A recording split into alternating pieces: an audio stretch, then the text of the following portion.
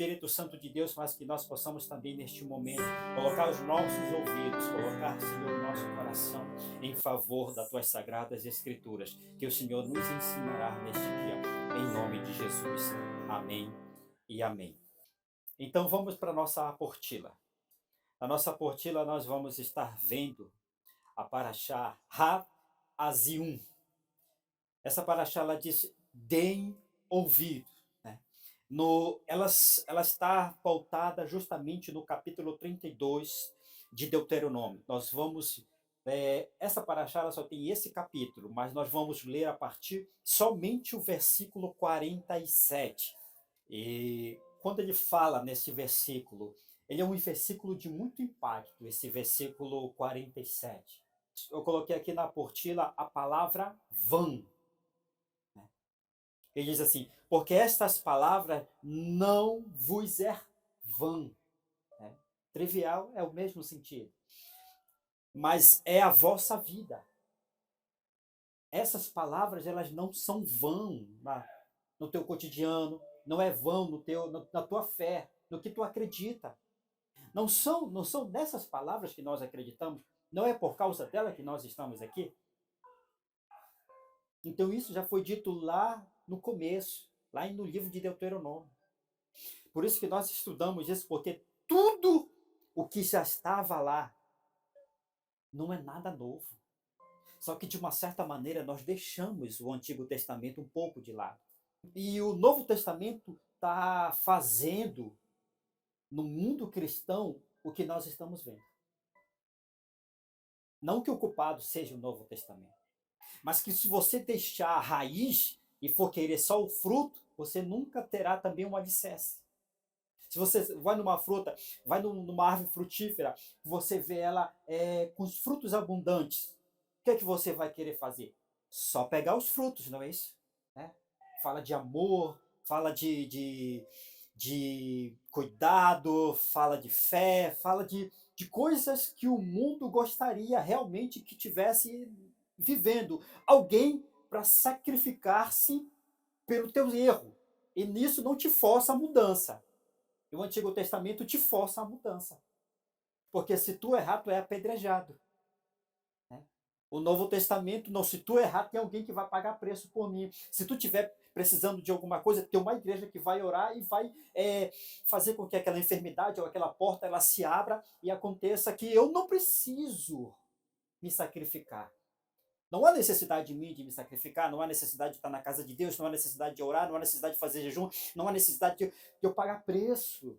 Porque sempre vai haver uma porta de igreja que alguém vai estar pagando preço por mim. Então eu só vou lá e colho os frutos. Isso que o mundo cristão atual, infelizmente, né, está oferecendo às pessoas. Está oferecendo só uma árvore frutífera. Mas uma hora o fruto termina. Vai precisar plantar novas árvores. O plantio, ele é assim. Não, a terra não tem nada ali. Você tira todos os matos, limpa toda a terra, só que você já chega aqui e você fica pensando, que bom seria que essa terra fosse cheia de árvores frutíferas, não é isso? Que bom seria. Mas aí você diz, não, aí você pensa duas coisas.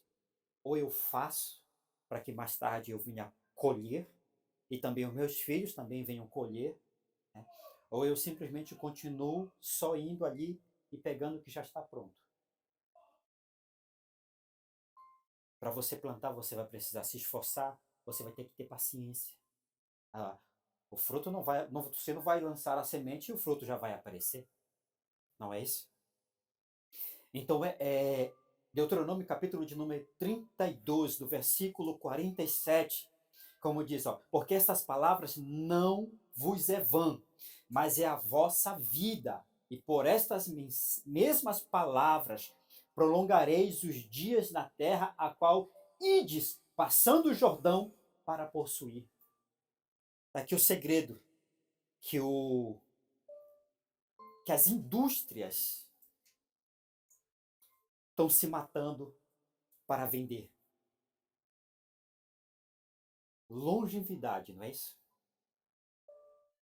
O segredo que estão vendendo, a pessoa já, ela não é necessário, ela diz assim, ó, tu não precisa aceitar a idade que você tem. Você, você, o número dos teus dias são esses, mas você não precisa viver como se os seus dias já estivessem acabando. E eles começam a vender para você mais tempo de vida, começam a vender para você uma modificação na tua estrutura, o que eles, só que no final das contas isso daí tudo é vaidade. Enquanto que o povo de Deus só precisa obedecer para que os seus dias sejam prolongados. Tu não precisa comprar, pagar, tu não precisa se esforçar para adquirir com relação à finança. Obediência à palavra do Senhor e Ele vai te dar essa longevidade. Amém? Então vamos começar. Como diz a palavra, se nem os anjos poupor, como diz em 2 Pedro 2,4, eu coloquei o versículo aqui, ele diz, ora, se Deus não poupor anjos quando pecaram, antes precipitando-os no inferno, os entregou ao abismo de treva, reservando-os para o juízo. Nós entramos com uma palavra bem forte, não foi? Nós estávamos falando a respeito da questão do poder, da vida, da essência da palavra de nosso Deus. Agora nós entramos aqui, como diz a palavra, se nem os anjos poupou. Nós vamos entrar numa realidade que o mundo cristão está deixando de lado. Nós vamos entrar numa realidade, segundo esse estudo aqui, que Deus ele preparou para nossas vidas. Então já começamos a guardar este versículo, segundo a Pedro, né, capítulo de número 2, no verso 4. Seres celestiais, que estavam em constante harmonia com a bondade de Deus, a serviço da majestade santa, conhecendo as inefáveis maravilhas do Eterno, pecaram contra Deus e foram entregues ao abismo de trevas, e estão reservados para o juízo eterno. Olha esse choque. Seres que estavam aonde? Onde eles estavam, esses seres? Então eles estavam... Aqui nós, pela fé, sabemos que este altar é sagrado, não é isso? Só que lá era visível para os anjos. Era o altar, eles estavam ali, né, vendo e presenciando a majestade santa de Deus. Nós voltamos para 2 Pedro, ele diz, nem esses anjos que você via, que nenhum que se mantivesse em algum pecado e algum erro ficaria de pé. Esses anjos não erraram frequentemente, eles tiveram apenas um erro. Em toda a existência deles, eles tiveram apenas um erro. E Deus pegou eles e o reservou, precipitando eles ao juízo, né? Ao entregue ao abismo de trevas reservado para o juízo. Então, estamos falando de seres celestiais, seres que contemplavam a majestade de Deus, seres que não erravam. Agora você pega um desses seres, coloca-se você do lado deles. Quantas vezes nós erramos? Se os anjos, olha só, se esses seres erraram uma só vez, e olha o que foi reservado para eles, imagine um homem que erra frequentemente. Sabe quando ele diz, olha, quando o inimigo, lá em Tiago, ele vai dizer que Satanás conhece e estremece e sabe quem é o seu Deus. Por isso ele não brinca com Deus.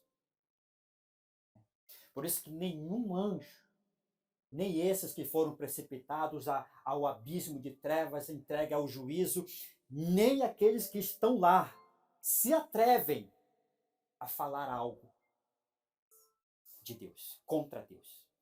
nenhum se atreve a abrir os seus lábios para falar algo contra Deus. Porque eles sabem qual é o castigo deles. Agora, colocamos-nos nós nessa posição. Colocamos-nos nós hoje. Quantas vezes nós negamos a Deus, blasfemamos contra Deus, deixamos de lado aquilo que Deus tem para a nossa vida, negligenciamos os seus chamados e ainda trocamos o chamado de Deus por coisas deste mundo. O que está reservado para nós, então? O que estaria reservado para nós se não fosse Cristo Jesus? Por isso que ele diz assim, ó, podeis blasfemar, podeis pecar contra Deus, até mesmo contra o Filho, mas não poderás de maneira nenhuma pecar contra o Espírito Santo. Porque não haverá mais oportunidade. Essa tem sido a última oportunidade da humanidade. Olha a importância que o povo de Deus tem para fazer com que a sua vida esteja no altar. Para que, hoje eu estava pensando em um dos pontos assim que eu fiquei me perguntando, como que Jesus chegava na casa de alguém e as suas palavras conseguia convencer as pessoas? Fiquei meditando um pouco sobre esta questão, sabe? Que no mundo espiritual, nós sabemos disso. No mundo espiritual, ele te conhece. O mundo espiritual, a tua vida é um livro aberto. Não tem como tu esconder-se, né? Não tem como você se esconder. O mundo espiritual é um livro aberto. Se você errou, por exemplo, hoje eu, mundo físico, eu aqui, foi ali, discuti, briguei, fiz algo que um pecado grave. Mas se eu vier para cá, nenhum dos irmãos vai ficar sabendo. Não é verdade? Mas o mundo espiritual ficará sabendo.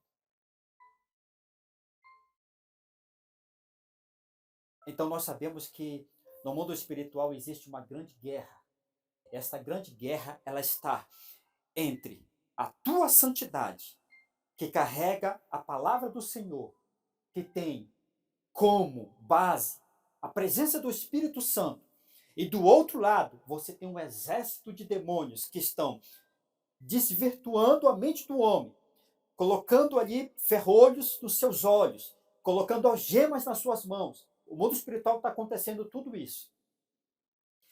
Aí eu chego, tudo errado, e tento pregar para uma pessoa. O mundo espiritual já conhece como eu estou, porque, como a gente sabe na vida do sacerdote Josué, que Satanás foi lá pedir contra a vida dele porque a túnica dele estava manchada de sangue, o mundo espiritual. A gente chega em qualquer lugar que nós vamos chegar, o mundo físico pode não saber o que você fez, mas o mundo espiritual sabe. Porque as tuas vestes vão estar manchadas ou elas vão estar limpas pelo sangue do Cordeiro. E naquele momento, toda a palavra que você falar, ou ela vai ter o poder do convencimento, ou ela vai ser só palavras faladas, porque o mundo espiritual vai estar vendo que você não tem autoridade para fazer aquilo. Lembra que quando Jesus chegava diante de pessoas que viviam entregue à avareza, Mateus, né, cobrador de impostos, um homem que não tinha motivo algum para largar a sua vida financeira praticamente era estável. Jesus só chegou com ele, me siga. Pedro estava vivendo uma vida junto com André e Jesus só chegou à beira do barco, me sigam. Então, logo no mundo espiritual, aquelas almas ali, elas, o que saiu de Jesus era algo que convencia a alma do outro homem. Convencia o coração. Aquelas palavras tinham poder, porque ele vivia o que ele pregava. Ele vivia o que... Hoje é que nem você chegar... Hoje não precisa nem na questão da visão física. O que está matando as pessoas, infelizmente, é você começar a querer procurar aquilo onde você não sabe procurar, que é na internet. Você querer ouvir uma palavra de alguém que você não sabe como é a vida, mas naquele momento você só sabe que a palavra foi maravilhosa, né? Foi encantadora. Então, diante dessas circunstâncias, é que Cristo nos mostra a nossa vida.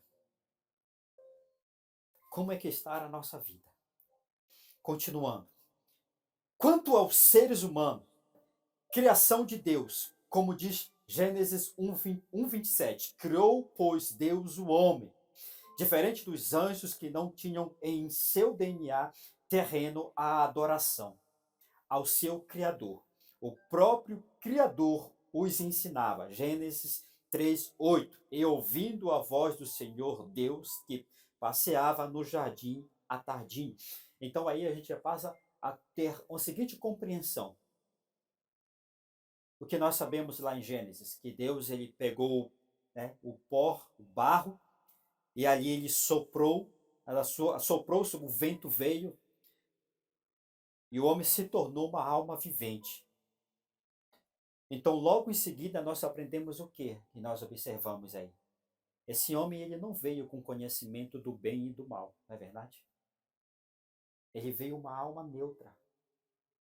E olha o que acontecia. Jesus ensinava ele. Então, logo que ele dizia, olha, tá vendo o jardim? Eu o criei. Tá vendo aquela árvore? Eu o criei. Ela serve para isso. E ele ia ensinando Adão. Então, quando Adão passou a entender que tudo foi criação de Deus, ele passou a glorificar ao Criador. Ele passou a dar glórias a Deus. Então, a partir do contato do homem com Deus, Deus o ensinou o caminho em que ele deveria seguir. Tanto é que é uma coisa bem interessante que a gente acaba também tirando aquele nó da nossa cabeça. Como que a serpente conseguiu persuadir Eva? Ele não tinha conhecimento nem do bem nem do mal.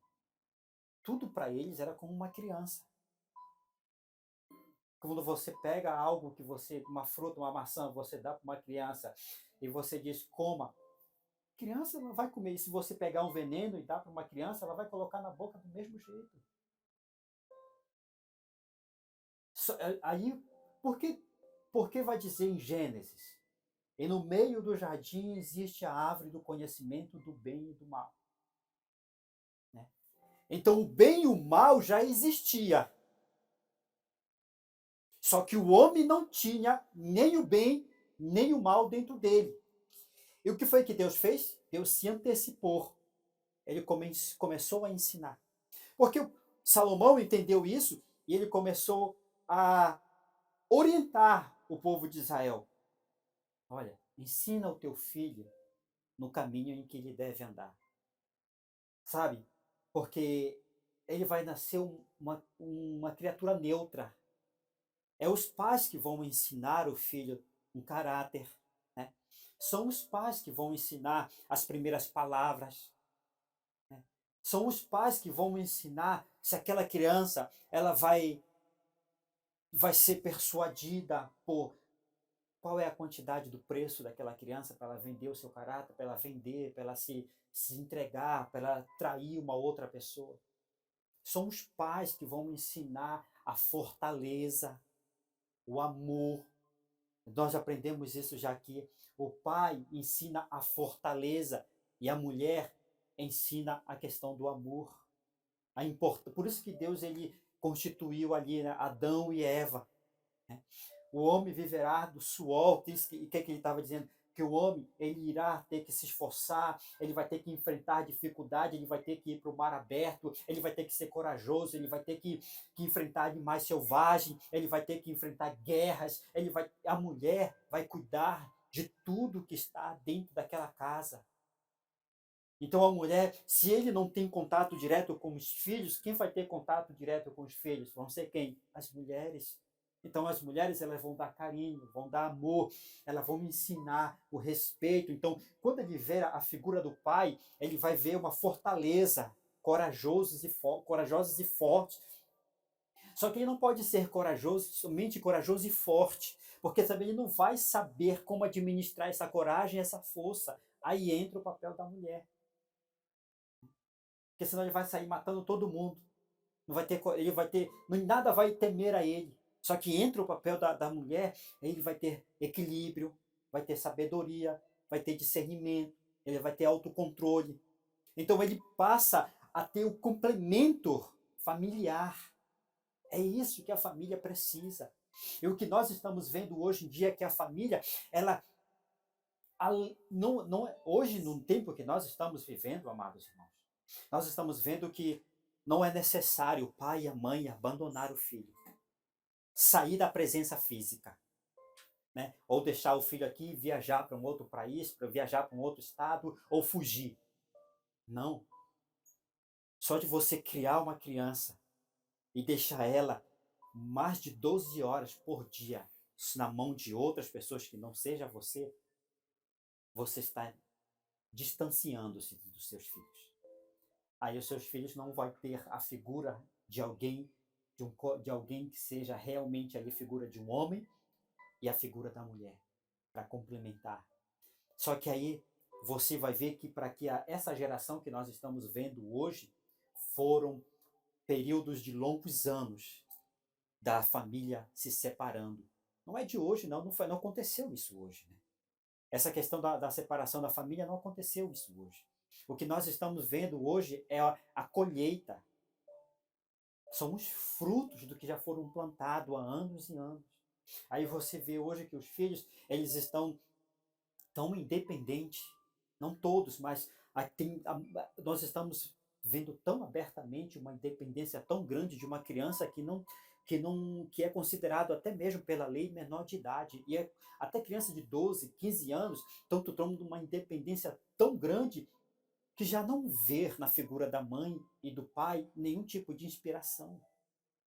Então ele criou uma própria personalidade. Então essa personalidade não é a mesma que foram ensinada no Jardim do Éden. Não é a mesma personalidade que foi criada da primeira família de Adão e Eva.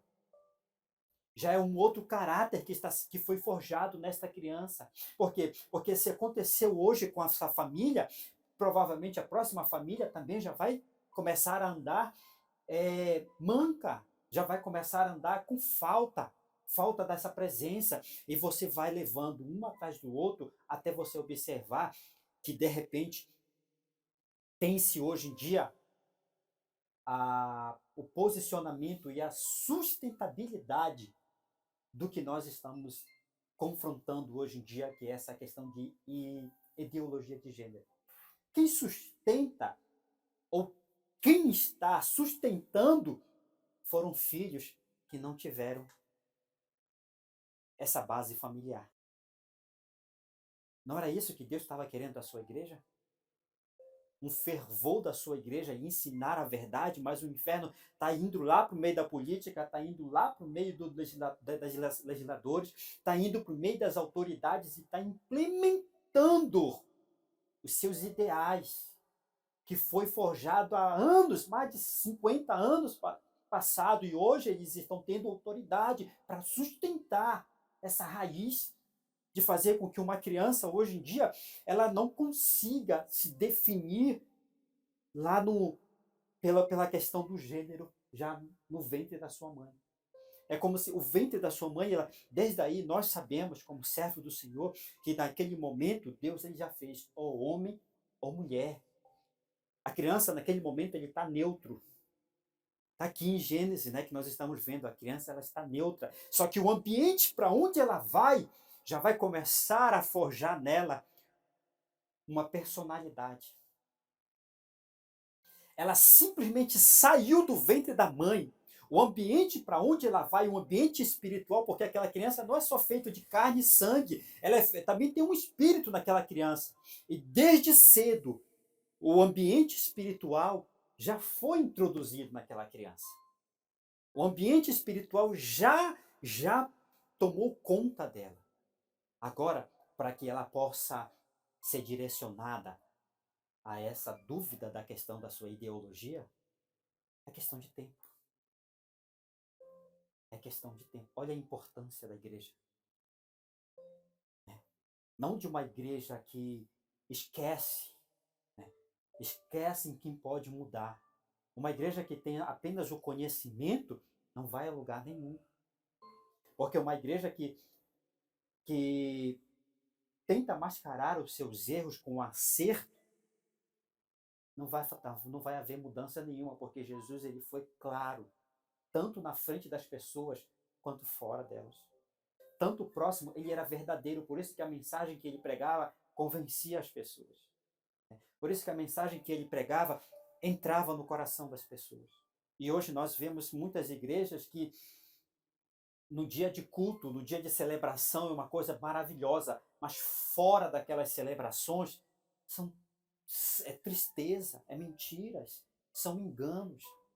Então, se nós sabemos de tudo isso, como nós vemos tanta religião, é, esse caráter que é combatido grandemente, você vê aí, igreja cristã, como católico, como protestante, algumas, até que não é católico nem protestante, mas que tem essa questão da, do caráter, né, de uma criança, da sua ideologia mesmo, quando é homem ou é mulher, estão lutando para que este mal não prevaleça, mas eles estão tendo força? Eles estão conseguindo alcançar alguma coisa? Aparentemente não, amados. E olha que nós temos tantos deputados, nós temos vereadores, nós temos deputados, nós temos até presidente que aparentemente foi alguém que lutava pelos ideais da família, mas não mudou nada. Parece que agora começou quando você fechou, né, trancou, não eliminou, você trancou. Sabe quando você represa a água, você só tranca, né? Ela fica acumulando ali. Mas uma hora que você tirar aquela tampa ali, ela vai jorrar com força. E é isso que nós estamos vendo. Então a gente precisa acordar. Nós precisamos acordar com relação à nossa vida com Deus, né? Para continuando. Pois o homem foi dado o livre-arbítrio para escolher, porém o homem não foi deixado de lado sem uma direção. O Eterno os ensinou, os ensina a quem quiser até nos dias de hoje. Então ninguém, como isso daqui sempre é comentado aqui, ninguém naquele grande dia vai chegar e vai dizer, Senhor, não sabia disso. A gente sempre fala a respeito deste assunto aqui. Entrai pela porta estreita. Olha o caminho que lhe orientou o homem. Entrai pela porta estreita, porque larga é a porta e espaçoso o caminho que conduz à perdição. E muitos são os que entram por ela. E porque estreita é a porta e apertado o caminho que leva à vida, e poucos há quem entre por ela. Então aqui o Senhor já começa a explicar o motivo, né? O motivo de realmente as coisas boas que nós queríamos que acontecessem nesse mundo não acontecem. Porque no meio dessa multidão que nós estamos vendo que dizem que serve a Deus, são poucos o que verdadeiramente segue o caminho do Senhor. São poucos, né? E como diz lá em Mateus 7, 13 e 14. Muitos estão sem amor ao seu Criador, tendo de escolher por si mesmo. Porém, o homem nunca teve o poder de criar seu próprio caminho, como diz em Provérbio 16, 9. Em seu coração, o homem planeja o seu caminho, mas o Senhor determina os seus passos. Daí a gente já começa a entender. Não existe um homem na face desta terra que consiga planejar o seu próprio caminho. Isso veio da raiz. Há uma necessidade de alguém te ensinar o caminho por onde você tem que andar. Se você não deixar Deus te orientar, infelizmente você será orientado por Satanás. Não tem outro. Não existe outro Deus, não existe uma outra força, a não ser que criou-se o bem e o mal. Agora, é que parece o período de política. Eu não votarei nem no Bolsonaro, nem no Lula. Eu vou votar neutro ou em alguém que não seja esse. Não existe isso. Por quê? Até mesmo na política, em uma hora vai ficar a decisão entre o amarelo e o vermelho. E os outros que estavam tirando o voto que não chegou a uma decisão, depois vão ficar só eles dois lá em cima. Não vai ter para onde tu correr. Ou tu vai ver para o amarelo, ou tu vai para o vermelho. Não vai haver mais neutralidade. Então, o mundo está esperando, o mundo está, infelizmente, está andando por caminhos em que ele quer fugir da realidade.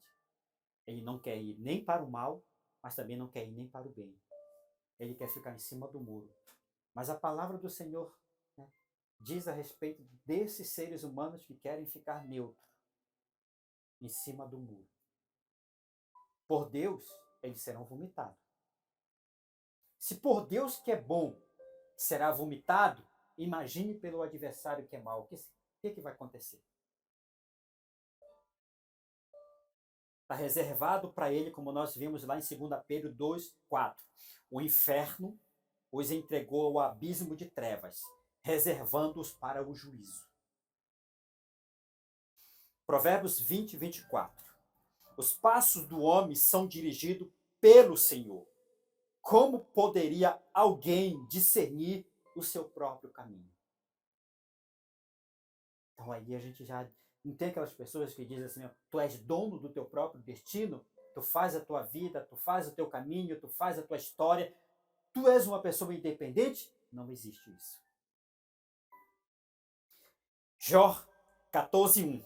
O homem nascido de mulher vive pouco tempo e passa por muitas dificuldades. Agora, quem fará isso? 2 Pedro 2:10. Especialmente aqueles que, seguindo a carne, andam em muitas paixões e menosprezam qualquer governo. Atrevidos, arrogantes, não temem difamar a autoridade superior. Não é isso que nós estamos vendo? E qual é a maior autoridade hoje que nós estamos observando que está sendo difamada? Infelizmente, é a imagem. É tudo que representa a Deus, eles estão chegando a este nível. Continuando. Não vamos perder a chance de fazer a melhor escolha de nossa vida, que é por Cristo Jesus, nosso Senhor. Romanos 11:20, ele vai dizer: bem pela sua incredulidade foram quebrados. Tu, porém, mediante a fé, esteja firme. Não te ensoberbeça, mas teme. Esse versículo de Romanos, capítulo de número 11, verso 21, eu destaquei juntamente uma outra frase, diz assim: porque se Deus não poupou os ramos naturais, também não te poupará. Para que a gente possa entender isso, vamos ler aqui embaixo. Uma eleição natural foi feita por Israel a ser povo santo do Senhor. A videira com seu ramo, do qual a videira que é Cristo, seus ramos serão conforme as características da videira, santa e perfeita. Esses ramos, por seus erros, pecados, foram quebrados e removidos da videira, e não poderá dar mais frutos bons. Olha o que Romanos, capítulo de número 11, verso 21, vai trazer às nossas vidas. Quem é a videira? Cristo, não é isso? E os ramos que nasceram natural dela era Israel, como nós já sabemos. E nós, gentios, eram considerados oliveira brava, espinhoso, mas que de uma certa maneira Deus enxertou na oliveira. Se Deus não teve piedade nem dos ramos naturais, quanto mais de nós. Para muitos que pregam que Deus é amor, e somente amor, e amor para toda a eternidade, e que continua pecando, não se constrange, tem que ler esses versículos. Tem que estudar essas partes da Bíblia. Deus não poupou nem os ramos naturais, que foi Israel. Quanto mais a nós. E nós já vimos aqui, quem não foi poupado antes, qual foi o outro que não foi poupado antes de Israel? Lá no começo da apostila, qual fomos que nós vimos? Nem os anjos. Nem os anjos, né? Lá no começo da apostila nós estudamos a respeito disso. Nem os anjos foram poupados. Só que depois dos anjos vem quem? Os ramos naturais, os filhos da promessa. Eles eram os filhos da promessa. E quem somos nós, então? E a outra coisa é, Mateus 7,19, está lá o versículo. Toda árvore que não produz bom fruto é cortada e lançada ao fogo. Mateus 6,21. Assim, pois, pelos frutos os conhecereis. Imagine só, você não pode produzir bons frutos estando afastado da oliveira. Você sendo um ramo, você não pode produzir fruto nenhum, né? Porque para um galho produzir fruto, ele precisa estar conectado à árvore, não é isso? E se não tiver conectado à árvore, não consegue produzir frutos. Continuando, nesta eleição natural do eterno, encontramos um dos homens mais espiritual do Antigo Testamento, tendo um momento de rejeição da parte do eterno. Olha só.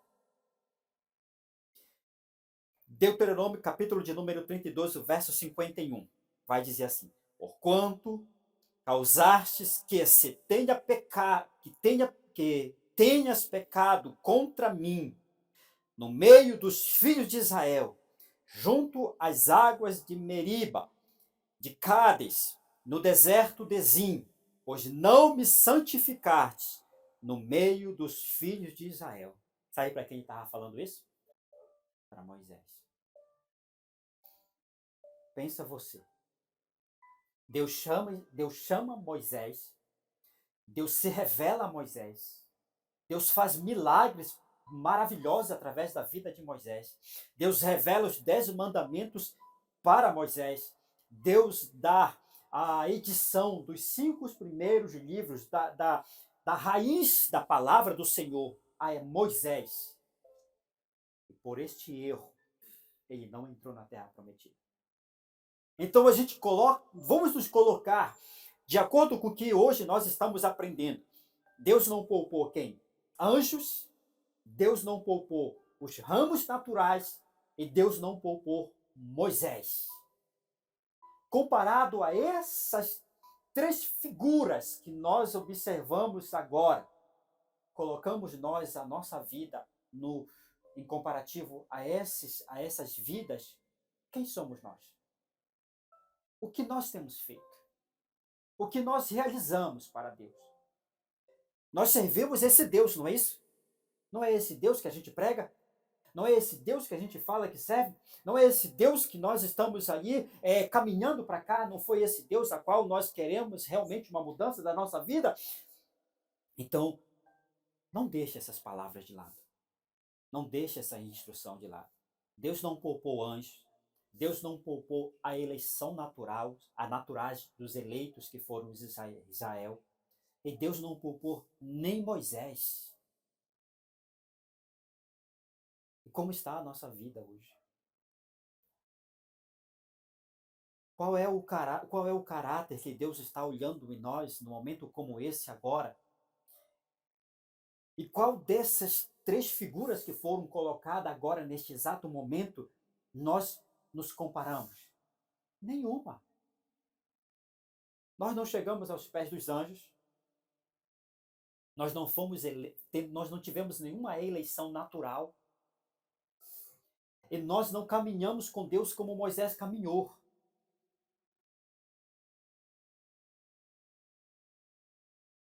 Então nós somos numa galáxia, como diz aí uma vez, numa imensidão de galáxias, de bilhões de estrelas, que vive num planeta pequeno que é a Terra, e um ser humano individual que habita nesse planeta. Não somos nada. Não somos nada, então nós temos que realmente rever a nossa vida com Deus. Nós temos que analisar o nosso caminhar com o Senhor. Nós não somos lá do mundo para nos medirmos com eles. Eles estão caminhando de qualquer jeito com Deus, porque eles não conhecem a Deus. Você está sendo instruído a conhecer verdadeiramente quem é o teu Deus. Você está sendo direcionado a se aproximar dele. Quanto mais você se aproxima dele, o que aconteceu com João? Quanto mais João se aproximava de Jesus, mais baixo ele descia e encontrava a sua insignificância. E o seu pecado lhe constrangia. Então, se naquele momento foi maravilhoso para João, nós precisamos chegar a este nível de aproximação com Deus. Que em vez de murmurar e lamentar e questionar e brigar com Deus, nós devemos ter temor. O povo de Israel, os judeus, né? Alguns, não todos, mas na tradição judaica, eles dizem que eles não podem, como diz os 10 mandamentos, jamais, em hipótese alguma, pronunciar o nome de Deus em vão. Tanto é que quando é um diagrama o nome de Deus para eles, que alguns dizem que é Yahvé, mas ele não pronunciou esse nome em hipótese alguma. Eles deram o nome de Adonai. E o nome de Jesus é o quê? É o nome sobre todos os... que todo o poder foi dado a ele. E se eu usar da maneira correta esse nome, haverá poder através da minha vida. Agora, se eu uso de maneira em vão, então eu trato o meu Deus e todo o sacrifício da cruz vão. Aí nós lemos em Deuteronômio 32, 47, porque essas palavras não são vã. Então não vamos fazê-las vã nas nossas vidas. Mas pelo contrário, como Deuteronômio 32, 47 vai dizer, mas palavras que são a vossa vida. Ela é a tua vida. Esta palavra é a tua vida. É o teu caminho, a tua existência. Aqui tem essa frase na apostila, em vermelho destacado, que diz que a terra de nosso coração seja sarada juntamente com a fé em Jesus Cristo. E uma das coisas que Deus tem trago no nosso, ultimamente aqui no nosso ministério, na nossa igreja, foi sarar a nossa terra. E dos pontos que precisam ser sarados é a nossa fé. E a nossa fé não pode ser vã. A nossa fé não pode ser vã, Senhor. Eu não quero chegar naquele dia que nós chamamos do grande dia, e naquele momento as portas do céu não se abrirem para mim. E Deus olhar para mim e dizer, eu não te conheço. Então, amados irmãos, nesta noite nós possamos remedite, leve essa apostila para sua casa, estude mais ela, né? Na hora que Deus estava me dando esse estudo, somente nesse versículo 47 do capítulo 32, Deus me passou tanta coisa, mas eu queria passar muito mais para os irmãos. Mas eu tentei resumir o máximo possível, né? Que ficou até um pouquinho, prolongou-se um pouquinho a mais. Mas estudem, né? Vamos rever nossa caminhada, vamos rever nossa trajetória. Nunca é tarde para com Deus. Enquanto houver vida sobre nossos corpos, há uma oportunidade de nós retomarmos a nossa jornada com Deus e fazer diferente. E que o nome dele se manifeste na sua plenitude pela tua boca. Quando você falar, quando você disser em nome de Jesus seja curado, a enfermidade saia. Quando você disser em nome de Jesus seja liberto, aquela pessoa vai ser liberta. Quando você disser em nome de Jesus, há poder nesse nome. Mas é necessário uma autoridade sobre a nossa vida. Há necessidade de uma verdade sobre a nossa vida, uma santidade. Nós não podemos viver num padrão religioso. Nós temos que aprender a viver segundo as Sagradas Escrituras nos ensina. É ela, amado. Amém? Vamos ficar de pé e agradecer a Deus nesta noite. Senhor, nosso Deus e nosso Pai, bendito seja o teu nome que nos deu a graça e a força e a misericórdia. Meu Deus, neste dia, o Senhor nos trouxe uma realidade. O Senhor não poupou anjos.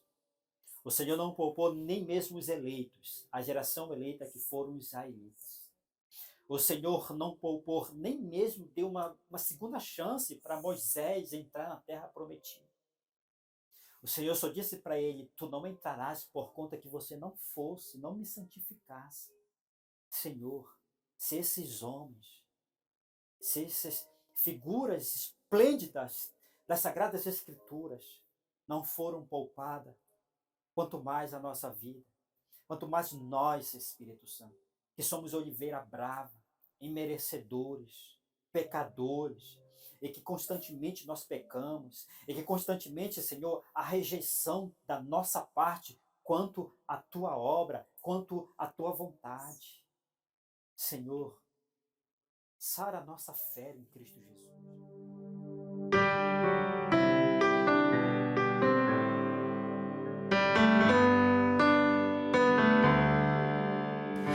Filho meu, não te apavora em meio ao mar bravio, eu sou contigo. Sou teu refúgio, fortaleza, sou teu abrigo.